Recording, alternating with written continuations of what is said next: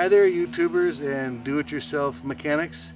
Tom here today. We're going to be putting in some Airlift 1000 adjustable air springs into our Saturn Vue. Here they are. The website says how easy it is to put these in. Well, let me tell you, it's really not. But you can do it. And I'm going to show you how. So the first thing I wanted to say though is you're going to be jacking up your car and having to work underneath it, so you really do need to put it on jack stands or some other appropriate way to block it up for your own safety.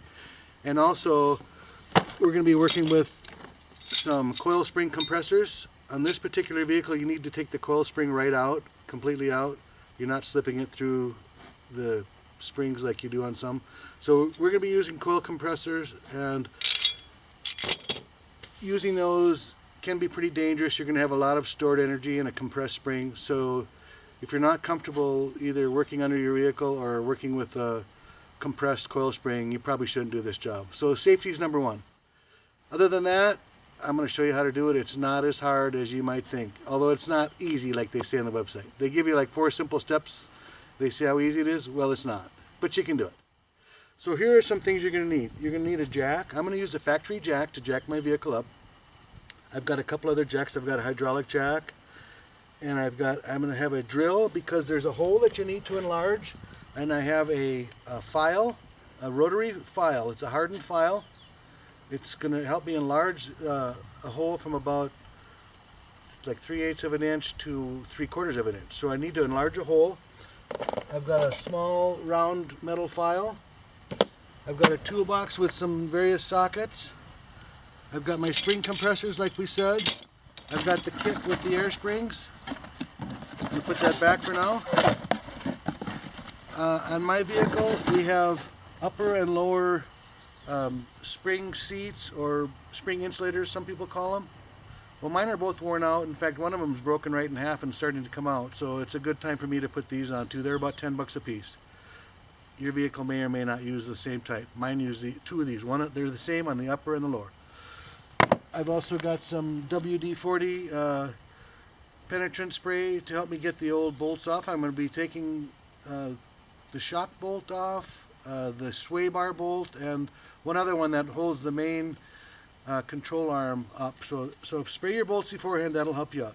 And I'm going to have a bucket that I'm later on going to put warm water in there, because I'm going to put my spring in warm water to soften it up to help me work with it.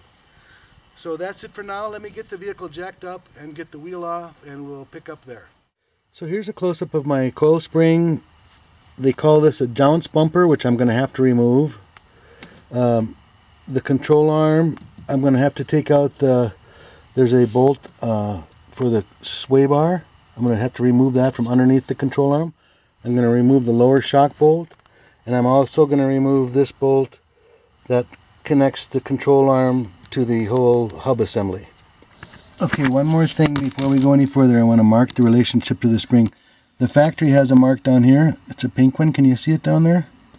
I'm going to put a silver one right next to it with a silver Sharpie, and then put one on the spring right adjacent to it, so you can get that spring back in the same orientation as it was. So I'm taking the lower shock bolt out now. This happens to be an 18mm. Okay, the next thing I'm going to do is take out this bolt right here. This is underneath the control arm. It's for the sway bar. It's a 14mm, and you need a deep well socket. Okay, so I've got that nut loose. Like I said, it comes with a rubber bushing, so that should all come off. So now I'm taking out the bolt on the control arm.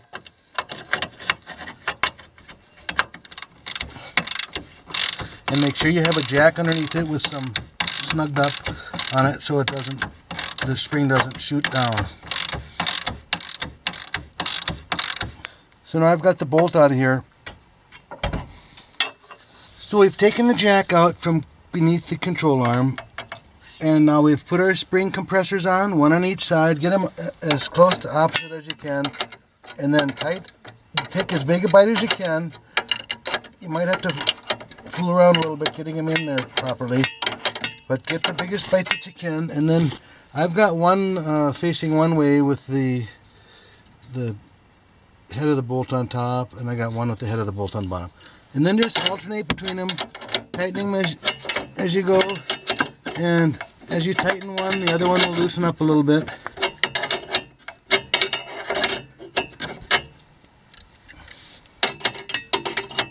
So I've taken the jounts out, this bumper, I've taken the nut off the bottom. I can't get it out because it's inside the spring. So now I've got my spring compressed. I think it's ready to come out. I'm going to push down a little bit on the control arm.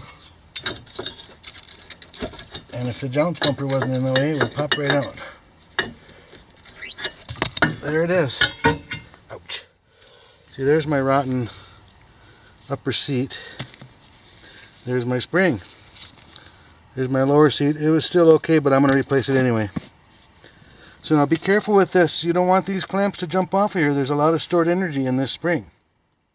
So we need to enlarge the hole that the bumper was mounted into. They want it to be 3/4 of an inch to give you a little more clearance, because your hose to your fill hose to the new airbag is going to come through here, and you need a little more clearance.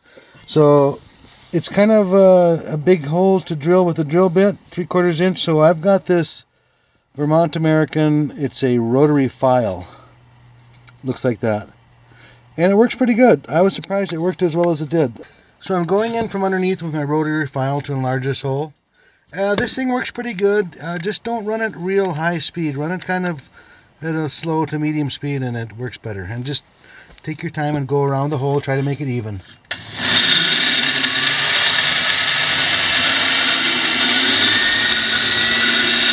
So I've got my hole cut out to 3/4 of an inch. And that doesn't take that long with that rotary file. Can you see that? Anyway, it's there. Next thing I want to do is I'm going to take a small round metal file, and I'm going to deburr the edges, because this is where your fill hose is going to go through. So I'm just going to deburr this, both top and bottom, with this file, and I'll go from inside to get the top. So I have my hole enlarged to 3/4 of an inch, and I've got it deburred, so the hose, this hose is going to come out through there. I just took a piece off. We're going to have a little extra, so I just took a piece off to work with for now. So the next step is to try to get this inside of this spring, which is a tight fit. So what I'm going to do, I've got a bucket of hot water here just out of the tap, and what I'm going to do is I'm going to suck some air out of this thing and put it in the hot water.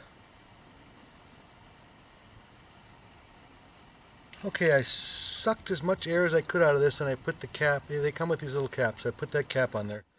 Now I'm going to try to get it inside of this spring, but one thing you need to make sure is to have your spring, you want this, the fill valve or the nipple, to be going down. And I know this is the top of my spring because that's the way it came. So this tag on mine is the top, so I need to go in from down here.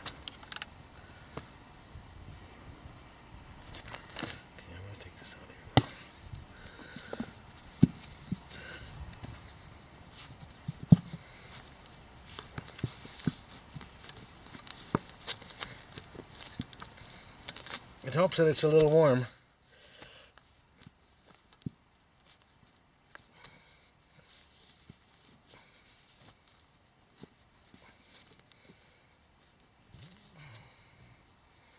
So don't use any sharp tools on it. However, if you want to try to use something like a ratchet handle, you can do that.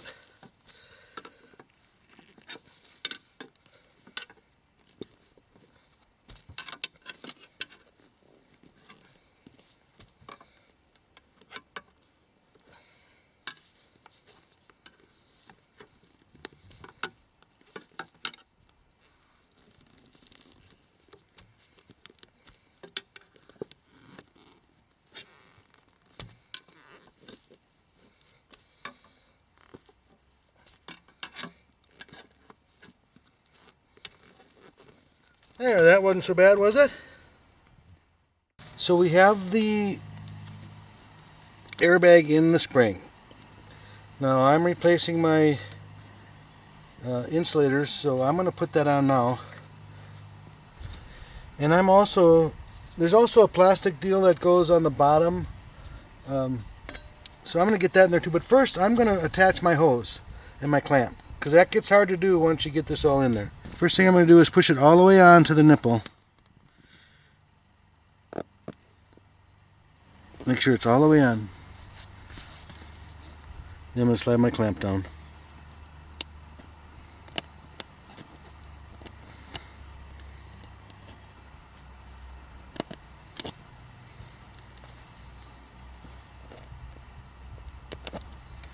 Just like that.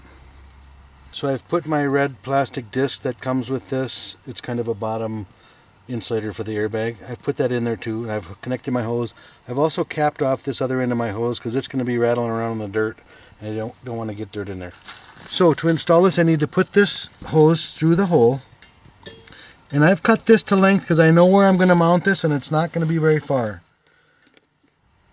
So I've got the top of the spring in position now. And now we need to work the bottom into position. So I need to make sure I don't crimp my hose too. We have the spring back in position. The spring compressors are still on it. I've put a jack underneath again. I'm going to get a little pressure on here so when I release the spring, it's going to stay in there. So I've loosened up the spring compressors. One has come off already, and I'm working on loosening this one.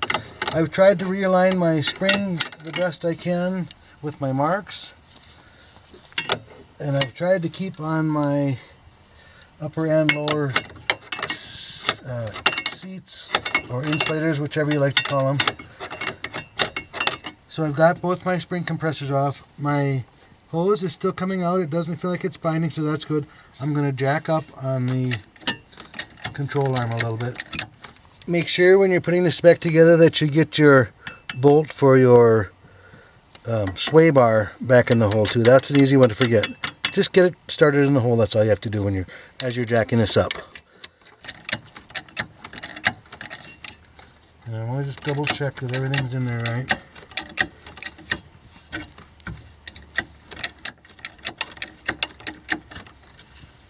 Next thing we're going to do, we're going to put the bolt back in the control arm. It's the longer one of the two. The shock bolt is the same diameter and all that, but it's a little shorter. So this is the longer of the two bolts. And now I'm tightening this up.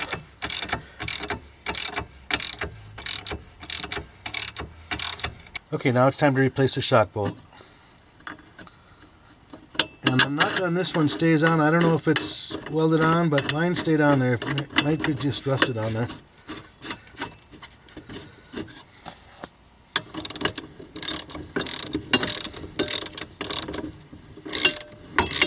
Okay, now I'm going to replace the nut with the rubber bushing onto the bolt that goes through the control arm from the sway bar. It's up here is the other part of it. And you might have to hold this with a crescent wrench when you get it tight so you don't break this part off. So we are going to put our Schrader valve right in this little plastic end of the rocker panel. I'm going to have to take off the wheel well liner a little bit, just a couple of these, so I can get back and put the pieces together. So we need to drill a hole in here and take some of this off. So let's start by taking a couple of these clips off. These should just pull out.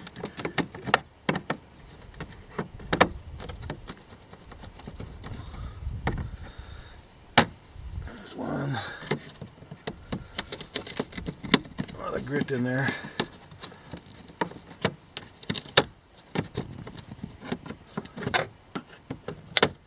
Okay, that should give us enough to get back here.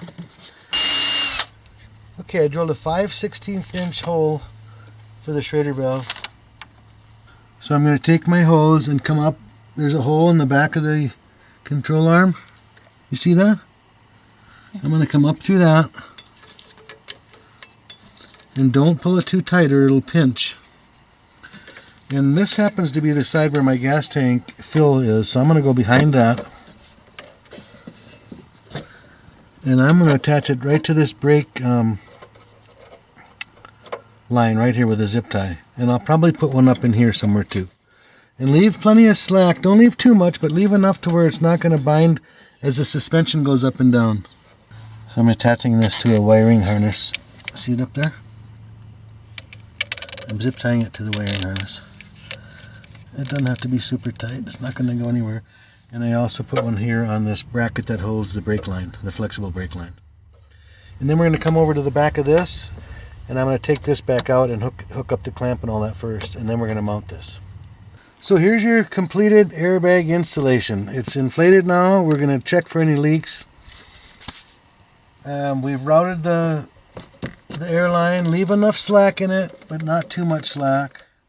There's also an option. We did a separate line to each bag. There's also a T that comes with it that you can do just one Schrader valve and have the T so they each have equal pressure. But we did it differently than that.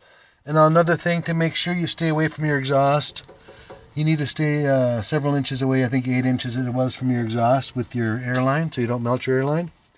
Other than that, you just need to center up your airbag when you put it in the spring, and make sure your spring is lined up with your marks that you put on them to orientate it with your control arm. And hey, we're done. All we gotta do is replace the wheel. So thanks for watching the video. Good luck with your airbag installation. If you got any questions that I could possibly help you with, feel free to leave a comment below the video.